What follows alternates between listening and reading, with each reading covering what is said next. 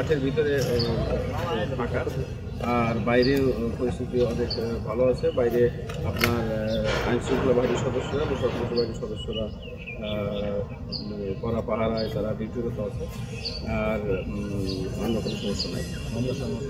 মামলা গতকালকে ঘটনায় এখন কোনো মামলা হয়নি। মামলা দিতে আসলে আমরা আইনানুগভাবে কিন্তু বলা হচ্ছে যে সমাবেশে কেউ মন্ত্রণালয় কালকে মন্ত্রণালয়ের সিদ্ধান্ত মোতাবেক এখানে 500 তাদের নিয়োজিত লোক থাকার কথা আর কি। তাদের দীর্ঘদিন ইস্টাবলিশমেন্ট, এখানে তাদের অনেক মালপত্র আছে, সেগুলি দেখভাল করার জন্য কিছু লোক থাকার কথা একটা মন্ত্রণালয়ের সিদ্ধান্ত।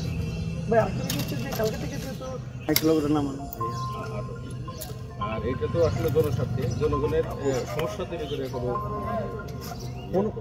কোনো কিছু উদ্ধার টুদ্ধার করতে পেরেছেন? আমরা অসংখ্য ছুরি দেখেছি এখানে, ছুরি চাপাতি।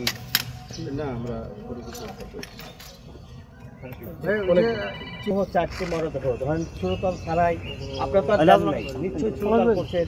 মামলা আলামত আপনার যেহেতু হত্যা মামলা হবে, এটা এই বিষয়টা যদি একটু ক্লিয়ার করতেন। জি, সুরতহাল হয়েছে পোস্টমর্টম। আমরা একটা লাশের ব্যাপারে জানি যে তাদের আর একটা 3 জন মৃত্যুর বিষয়। তো একটার বিষয় আসলে লাশ ইয়াটা আমরা আমাদের এখানে যে লাশটা ছিল আমিনুল ইসলাম বাচ্চু, তার কিন্তু সুরতহাল এবং পোস্টমর্টম হয়ে গেছে।